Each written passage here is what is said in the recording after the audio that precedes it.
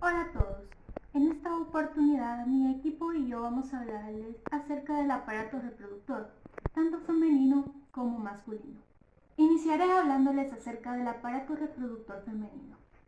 El aparato reproductor femenino contempla órganos internos, que comprenden los ovarios, oviductos pares, el útero y la vagina. Además contempla genitales externos, que comprenden el clítoris, los labios menores y los labios mayores. Los órganos reproductores no se desarrollan y cumplen todas sus funciones en el nacimiento, sino que es hasta que las hormonas gonadotrópas generadas por la glándula hipoficiaria señalan el inicio de la pubertad. En la pubertad se sufren diferentes cambios. Uno de los principales es el aparecimiento de la menarquía. La menarquía es el primer sangrado de la mujer. Se da aproximadamente desde los 9 años a los 15. Esto dependerá según el desarrollo de cada quien. Luego de la primera menarquía, cada mujer va a presentar un sangrado, conocido como menstruación, que esto será cada 28 días. Cuando la vida fértil de la mujer desaparece, inicia la menopausia, que es alrededor de los 40 años, y los periodos menstruales cesan. Los ovarios. Los ovarios son órganos pares que se encuentran dentro de la pelvis. Estos miden aproximadamente 3 centímetros de largo y tienen una forma de almendra. Estaban cubiertos por epitelio germinal. Abajo del epitelio germinal se encuentra la túnica albugínea. Estos están divididos en una corteza y en una médula. Además de esto, están suspendidos con el útero por medio del mesoovario. La corteza ovárica está contemplada por el estroma del tejido conjuntivo. Esta es pulsátil y durante la pubertad es la encargada de liberar la hormona luteinizante. Aparte de esto, es pulsátil y su liberación es cada 90 minutos y se presenta en la sangre de 2 a 4 minutos. La corteza ovárica es la encargada del ciclo ovárico y de que se presenten ciclos menstruales normales. Ahora los folículos ováricos. Los folículos ováricos están rodeados por el estroma, presentan ovocitos primarios y células foliculares. Los folículos ováricos se desarrollan en 4 fases. Estas se van a dividir en 2 fases según su crecimiento. Tenemos los folículos que no crecen, que esta es la fase 1 contemplada por los folículos primarios o primordiales. En estos folículos también tenemos la fase que son los folículos en crecimiento. Tenemos que es la fase 2, conocida como folículos primordiales, la fase 3, que tenemos folículos unilaterales o multilaterales, y la fase 4, que serían los folículos de Graf. Los folículos de Graf se conocen como folículos maduros y son los que van a sufrir la ovulación. La ovulación es la liberación del ovocito secundario o de Graf. En esta etapa se detiene la producción de hormona luteinizante. Aparte de eso, este es el periodo en el cual la mujer está apta para concebir una fecundación. El periodo de ovulación se da aproximadamente cada... Lo que es el cuerpo lúteo, pues el cuerpo lúteo pues no es más que una estructura muy vascularizada que se compone de células granulosas luteínicas llamadas células granulosas modificadas y células de la teca luteínica que serían las células de la teca interna modificada. El cuerpo lúteo, o como también se le denomina, ¿verdad? Cuerpo amarillo, está formado por los remanentes del folículo grafiano y es una glándula endocrina temporal, y esta pues se encarga de elaborar y liberar hormonas que apoyan al endometrio del útero, y pues en concentraciones altas constantes de LH convierte en el cuerpo hemorrágico en una estructura temporal a la cual se denomina cuerpo amarillo, que esta pues actúa como una glándula endocrina. Ahora les voy a hablar acerca de lo que es la glándula granulosa luteínica. Y pues esta es la granulosa del folículo grafiano y no se diferencian en células granulosas luteínicas que producen hormona. Las células granulosas que permanecen en la región central de los folículos, pues estas constituyen lo que es un 80% de la población celular del cuerpo amarillo. Al igual, ¿no?, de que estas células granulosas luteínicas pues se encargan, cumplen un papel muy importante que es producir progesterona y convierten los andrógenos elaborados por células de la teca luteínica en estrógenos. Ahora les voy a hablar acerca de lo que es la célula de la teca luteínica. Las células de la teca luteínica, derivada de la célula de la teca interna, por supuesto, esas se encargan, ¿no?, de cumplir el papel muy esencial que es secretar progesterona, andrógenos y estrógenos. Y pues las células de la teca interna está situada en la periferia del cuerpo amarillo y pues estas constituyen alrededor de un 20% de la población celular lútea de las células teca luteínica y pues estas se especializan en lo que es en la producción de progesterona, algunos estrógenos y andrógenos también. Eh, También está lo que son los folículos atrésicos. Los folículos atrésicos pues que se generan como folículos atrésicos. El ovario contiene muchos folículos en varias etapas de desarrollo. Una vez que un folículo maduro se rompe y libera a su ovocito secundario y las células relacionadas a los folículos maduros restantes, pues experimentan lo que es una atresia. Por último, los folículos atrésicos resultantes pues van a ser fagocitados por lo que es un macrófago. Eh, la médula ovárica también, que es de suma importancia, pues este es un tejido conectivo fibroelástico muy vascularizado que contiene células de tejido conectivo intersticiales ciliares y la región central del ovario. Y pues los oviductos o trompas de falopio, pues los oviductos o trompas de falopio son estructuras tubulares de pared muscular de alrededor de 12 centímetros de largo, cada una con un extremo abierto y uno unido. Y estos se encargan, ¿no? Actúan más bien como un conducto para los espermatozoides que llegan al ovocito primario y para transportar el óvulo fecundado al útero. Y los oviductos están recubiertos por peritoneo visceral y sus paredes se componen de tres capas, las cuales sería la mucosa, la muscular y la serosa, son tres. Y el cuerpo albicans, ¿no?, que es una cicatriz de tejido conectivo denso que aparece como consecuencia de la degeneración del cuerpo lúteo, cuyas células pues van a sufrir de autólisis. Ahora vamos a hablar acerca del glúteo. Esta es una estructura única gruesa en forma de pera, localizada en la línea media de la pelvis. Recibe en su extremo cerrado y ancho los oviductos pares. Mide 7 centímetros de largo, 4 centímetros de ancho y 2,5 centímetros de grosor. Esta se puede subdividir en tres regiones: el cuerpo, el fondo y el cuello. El cuerpo es la porción ancha en la que se abren los oviductos. La pared uterina del cuello y el fondo se componen de endometrio, miometrio, serosa o adventicia uterina. El endometrio es la capa que reviste al útero y esta está compuesta por dos capas: la funcional superficial y la basal profunda. El miometrio está compuesto por tres capas: la longitudinal interna, la mucosa interna y la longitudinal externa. El fondo está localizado por encima de los puertos de la salida de los oviductos en el cuerpo. El cuello es la porción circular estrecha que sobresale y se abre en la vagina. Ahora hablaremos acerca del ciclo menstrual.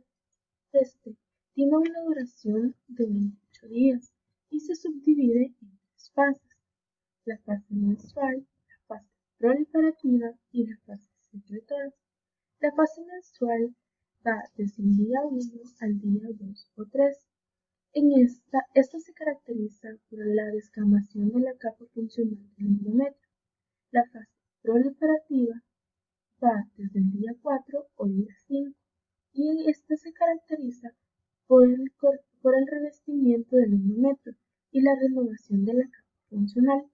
La fase secretora va del día 15 al día 28 y esta se caracteriza por el engrosamiento del endometrio y resulta del edema, la secreción acumulativa de glicol. La fecundación es el proceso mediante el cual un espermatozoide se une con un óvulo para dar vida a un nuevo ser. En la fecundación podemos decir que el ovocito y sus células foliculares concurrentes se transportan por el oviducto mediante el movimiento de los cilios, de las células ciliadas del recubrimiento epitelial y las contracciones rítmicas del músculo liso del ovocito. Los espermatozoides que se introdujeron en la vagina durante el coito migran a través del cuello uterino. La fecundación sucede casi siempre en la ampolla. En este momento, las células de la corona radiada rodean aún la zona pelúcida y el ovocito secundario. Una vez que el espermatozoide lo ha impulsado hacia el ovocito, el espermatozoide penetra todo el grosor de la zona pelúcida para el espacio perivitelino. Este espacio está situado entre la zona pelúcida y la membrana celular del ovocito. El contacto entre el espermatozoide y el ovocito suscita la reacción cortical que impide la poliespermia. Esto quiere decir que va a impedir que más espermatozoides penetren en el óvulo. El componente rápido incluye un cambio en el potencial de reposo de la membrana plasmática del ovocito. Esta alteración del potencial de membrana solo dura unos cuantos minutos. El componente lento comprende la liberación al espacio perivitelino del contenido de múltiples granos corticales, localizados en el citoplasma del ovocito. Horas después que ocurre la fecundación, tiene como resultado una división desigual del citoplasma, que forma dos células haploides, el óvulo y el segundo cuerpo polar. El núcleo del óvulo, o conocido como pronúcleo femenino, se fusiona con el núcleo del espermatozoide, o pronúcleo masculino, para formar un cigoto con el número diploide de cromosomas, y de este modo se complementa el fenómeno de la fecundación. La implantación es el proceso que ocurre a medida que el blastocito se embebe en el endometrio uterino. A medida que el cigoto continúa su camino a través del oviducto hacia el útero, experimenta múltiples divisiones mitóticas y se convierte en el grupo esférico de células conocidas como mórula. Con las divisiones y modificaciones adicionales, la mórula se transforma en el blastocito, compuesto por una esfera hueca de células. Las células periféricas se conocen como trofoblastos y las células atrapadas en el blastocito son los embrioblastos. Este penetra alrededor de 4 a 6 días después de la fecundación y en el sexto o séptimo día comienza a incluirse por sí mismo en la pared uterina, un proceso conocido como implantación. Los trofoblastos del blastocito estimulan la transformación de las células del estroma, que son en forma de estrella, del endometrio uterino en las células residuales de tinción pálida. Los embrioblastos dan lugar al embrión, en tanto que las células del trofoblasto originan la porción embrionaria de la placenta. El citotrofoblasto prolifera con la unión de las nuevas células al sincitio trofoblasto. La continuación del crecimiento del sincitio erosiona el endometrio. Este proceso permite la penetración.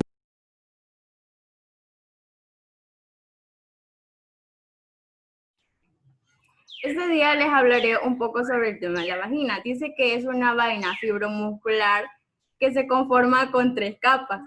Mucosa, submucosa y adventicio. Es una estructura tubular fibromuscular de 8 a 9 centímetros de largo, unida al útero a un punto proximal y al vestíbulo de los genitales externos en la parte superior. También dice que posee un revestimiento de un epitelio escamoso estratificado no queratinizado grueso. De la lámina propia podemos mencionar que se compone de un tejido conjuntivo fibroelástico laxo que contiene un riego abundante en sus regiones más profundas. En la capa muscular se conforma con células de músculo liso dispuestas de tal manera que las haces de la superficie externas, principalmente longitudinales, se entremezclan con las haces dispuestas en sentido más circular cerca de la luz. El tejido conjuntivo fibroelástico denso constituye a la adventicia. Es decir, que la fija las estructuras circundantes. Dentro de la adventicia se encuentra una vasculatura abundante de un plexo venoso vasto y haces nerviosos derivados de nervios esplácnicos pélvicos. En los genitales externos encontramos los labios mayores, labios menores, vestíbulo y clítoris.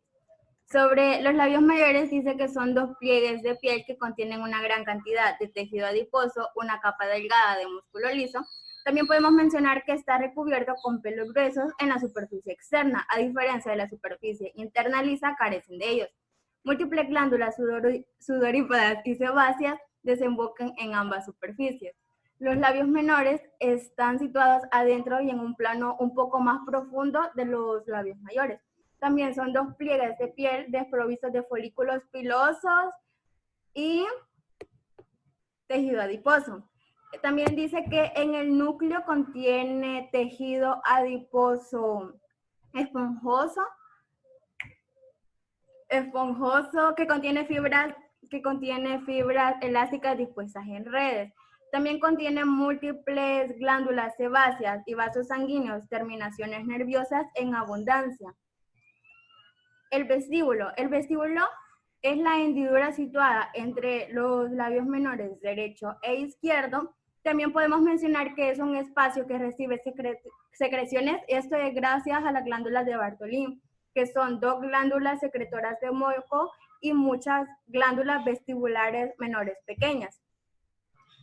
También el vestíbulo lo podemos encontrar en los orificios de la uretra y de la vagina. También se dice que en las mujeres vírgenes el orificio de la vagina está reducido por un pliegue de tejido fibromuscular circundado de manera epitelial, que eso se le conoce como himen.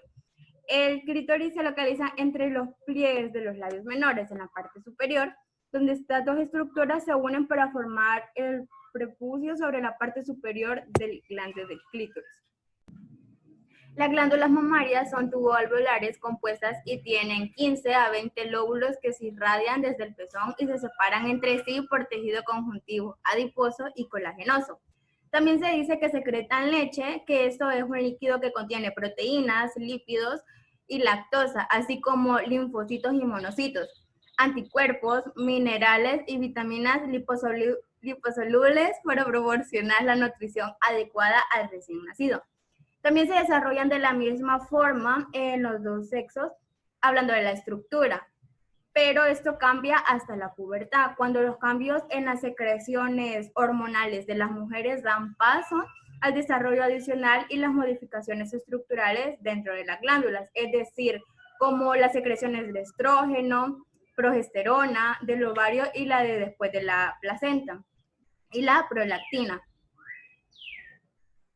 Las glándulas mamarias en reposo no secretoras son los alvéolos no están desarrollados en las glándulas mamarias en reposo. Es decir, que las glándulas mamarias en reposo o no secretoras de mujeres ingrávidas tienen la misma estructura básica de las glándulas mamarias en lactancia, es decir, las activas, con la excepción de que son de menor tamaño y sin alvéolos desarrollados, lo que ocurre durante el embarazo.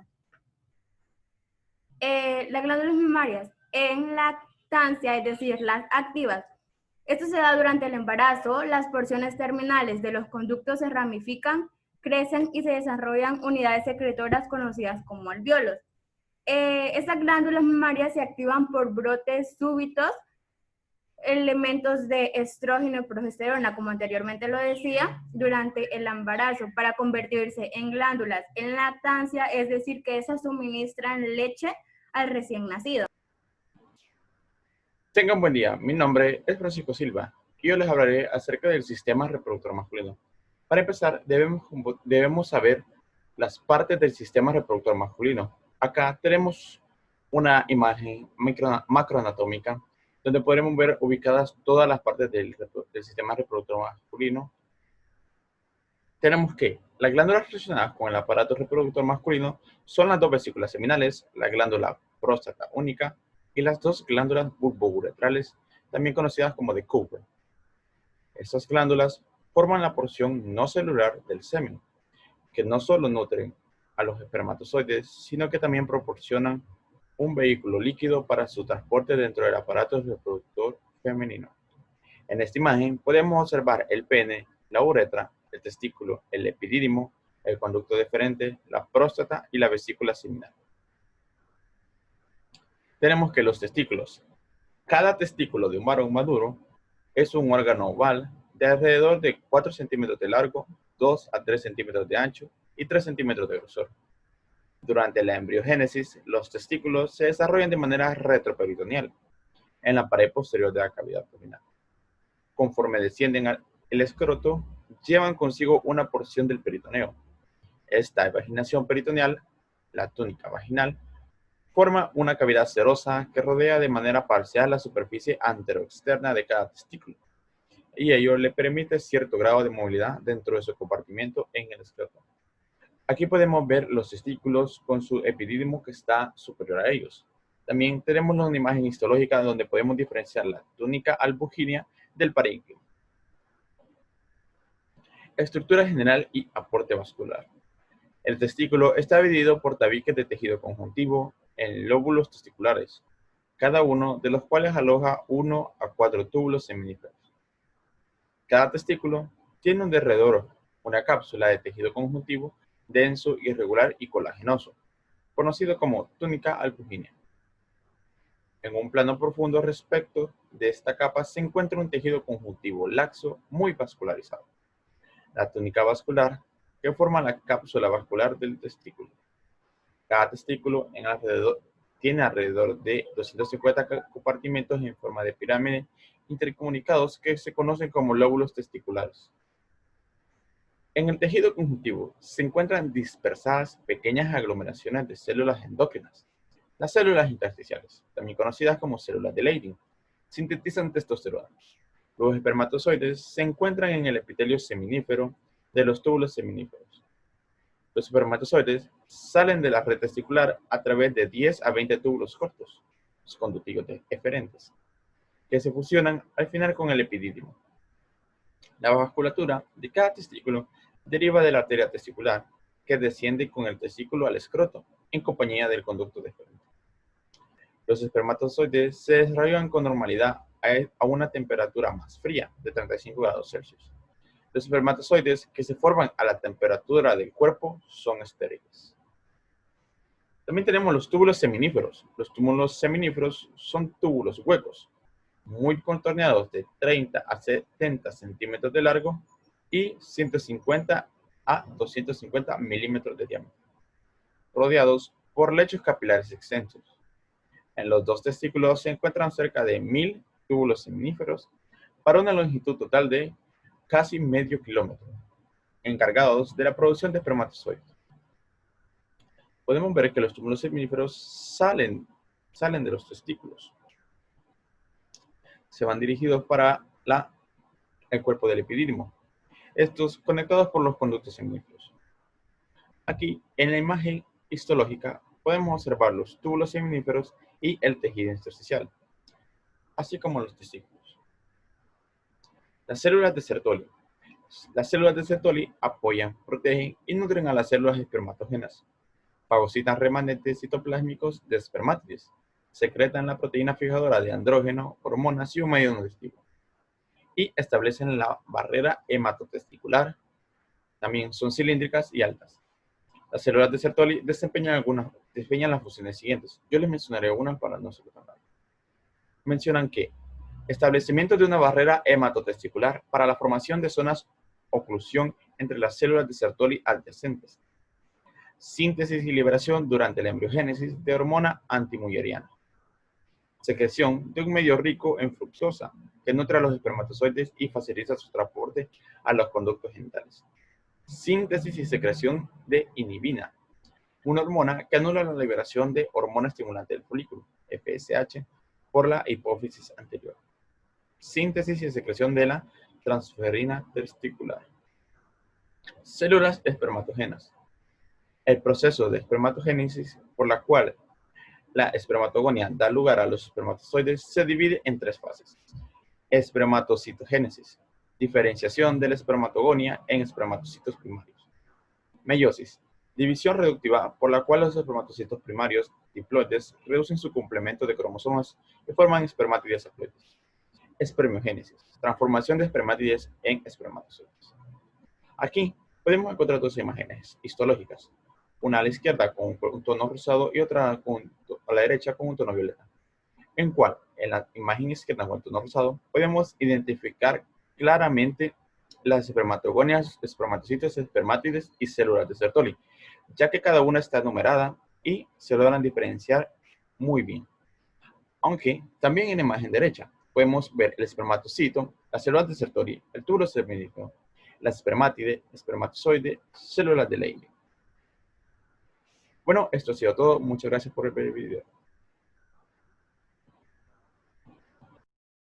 División miótica de los espermatocitos. Tan pronto como se forman los espermatocitos primarios, esto migra desde el comportamiento basal hasta el comportamiento laminal. A medida que estas células migran entre las células de Sertoli adyacente, forman uniones oclusivas de las células de Sertoli y así ayudan a mantener la integridad de barrera hematotesticular. Los espermatocitos primarios son las células más grandes del epitelio semimífero. Durante la primera división miótica, el contenido de ADN se divide a la mitad de ADN 2N en cada célula hija y reduce el número de cromosomas haploides. Durante la segunda división miótica, el contenido de ADN de cada nueva célula hija se reduce a haploide, mientras que el número de cromosomas sigue sin alterarse. Durante la metafase 1, los cromosomas homólogos apareados se sitúan en la placa ecuatorial.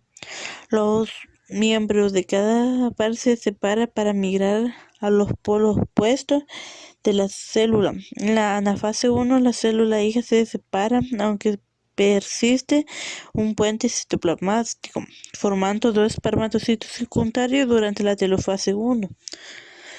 Los espermatocitos secundarios son relativamente pequeños y dado que esas presentes duran hasta 10 horas, no se observa fácilmente en el epitelio semimífero. Durante la mitosis de las espermatogonias y la meiosis de los espermatocitos, la división nuclear se acompaña de una citonesis modificada cuando se divide de cada célula para formar 2 células. Entre ellas permanece un puente citoplasmático que mantiene ligado entre sí las células formadas. Ciclo del epitelio semimífero. El epitelio semimífero presenta un ciclo de 16 días para completar a la espermatogénesis, que requiere 4 ciclos. Las células germinales que se origina una única espermatogonia de tipo A, que es pálida y está conectada mediante un puente citoplasmático. Constituye un sitio que puede comunicarse fácilmente entre sí y sincronizar su desarrollo. El detallado de un examen del epitelio semimífero humano revela 6 posibles asociados característicos de los tipos celulares en desarrollo conocidos como las 6 fases de la espermatogénesis, porque están sufriendo transformaciones para formar espermatozoides. Los conductos genitales. Tenemos conductos genitales intracelulares y conductos genitales extracelulares. Los conductos genitales intracelulares son localizados en los testículos, conectados en los túbulos semimíferos con el epididimo. Estos conductos intracelulares son los túbulos rectos y testicular. Los túbulos rectos son túbulos cortos que se continúan los túbulos semimíferos y transportan los espermatozoides formando un epitelio semimífero a la red testicular. La red testicular consta de espacios laberínticos revestidos por un epitelio cúbico simple mediastino testicular. Los conductos genitales extratesticulares son asociados con cada testículo. Son los conductillos eferentes, el conductillo del epididimo, el conducto vaso deferente y el conducto eyaculator. El epididimo secreta numerosos factores que de manera desconocida facilita la maduración de los espermatozoides. Como se comenta anteriormente, los espermatozoides no pueden fecundar un ovocito segundo hasta que sufren la capacitación. Epidídimo es un túbulo más contorneado que se divide en cabeza, cuerpo y cola, y este se continúa con el conducto deferente. Para empezar, la cabeza es la parte que recibe los espermatozoides de los testículos para almacenarlos. Luego tenemos el cuerpo, que es donde se produce la maduración de los espermatozoides, y por último la cola, que es donde los espermatozoides ya maduros se almacenan esperando a ser expulsados junto al esperma. La luz del epidídimo posee el recubrimiento de un epitelio pseudoestratificado cilíndrico compuesto de dos tipos de células. Las células basales cortas de este epitelio son piramidales o poliédricas, que tienen un núcleo redondo en el que grandes acumulaciones de heterocromatina confieren un aspecto denso a esta estructura. Luego están las células principales altas del epitelio del epidídimo, que tienen un núcleo oval e irregular con uno o dos núcleos grandes. Estos núcleos se localizan en la base de la célula y son mucho más claros que los de las células basales.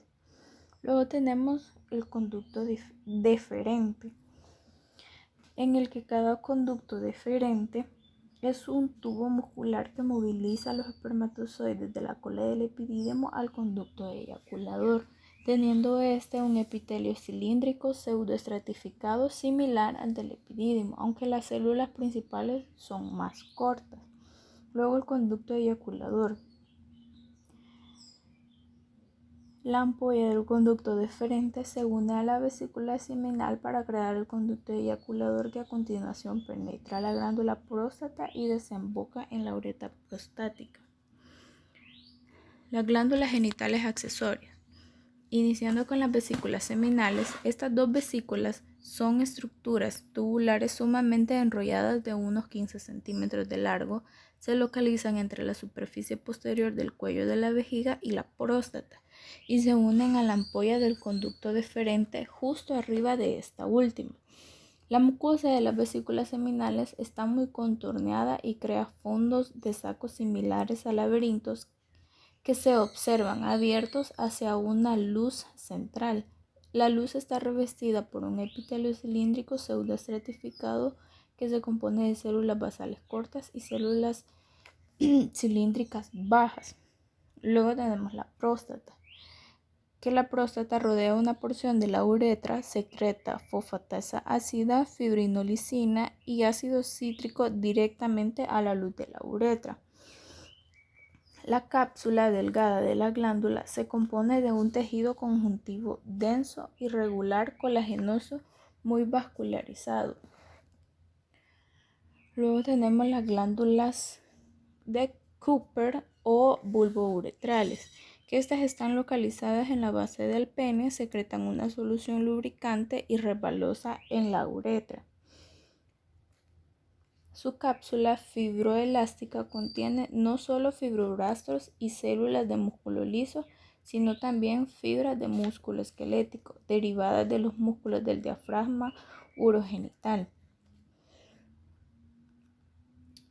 Por último, el pene actúa como un órgano excretor para la orina y como el órgano masculino de la cópula para el depósito de espermatozoides en el aparato reproductor femenino.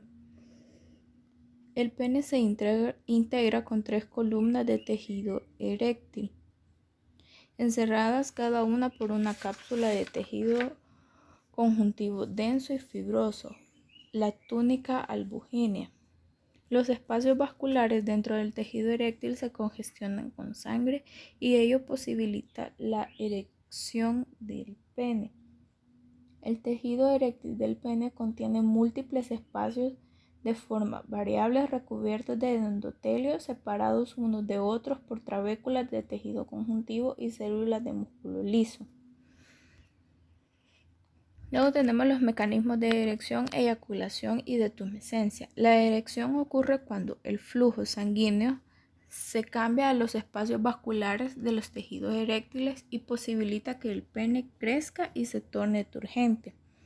Esta erección es dada o controlada por el sistema nervioso parasimpático